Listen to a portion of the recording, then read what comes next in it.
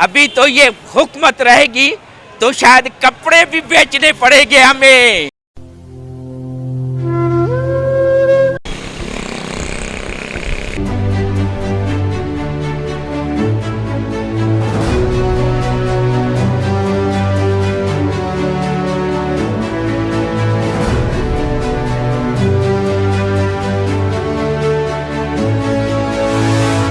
साईं माशाल्लाह जबरदस्त प्रोग्राम हो रहा है और ये लग रहा है कि शहबाज स्ट्रीट चल रहा है।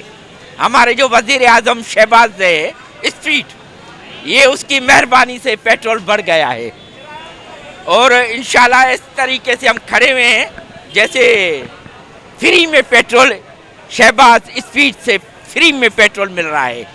अभी तो ये हुकूमत रहेगी तो शायद कपड़े भी बेचने पड़ेंगे हमें। इंपोर्टेड हुकूमत का असर आ चुका है। पेट्रोल एक ही हफ्ते में 30 रुपये करके 60 रुपये बढ़ चुका है। अब एक गरीब आदमी कहाँ जाएगा? जो बंदा 25 से 30,000 कमा रहा होगा उसका तो पूरा बजट आउट हो गया। ये तो जीते जी मार रहा है, इनका बस नहीं चल रहा है। ये तो देर दे के मार दें ताकि जान ही छूट जाए ना, एक ही दफ़ा रोज़ रोज़ मारने से बेहतर है।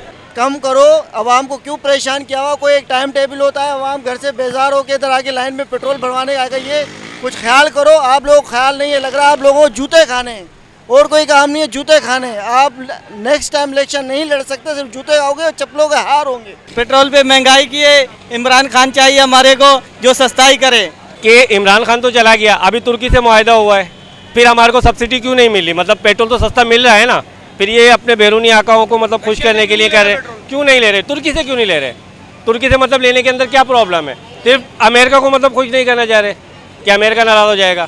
30 रुपये नहीं, तकरीबन 100 रुपये बढ़ना चाहिए। खुशी खुशी जो है ना हम जैसी वो आगे खड़ी हुई है लाइन के अंदर, 30 रुपये बचाने के चक्कर में 100 रुपये का पेट्रोल डलेगा, इससे ज़्यादा नहीं सबके पास, लेकिन डले 30 रुपये महंगा हो रहा है। चाहे ट्रांसपोर्ट बंद कर दो, रोड ब्लॉक कर दो, नहीं लो नहीं इस्तेमाल करो, इनका बाप भी कम करेगा।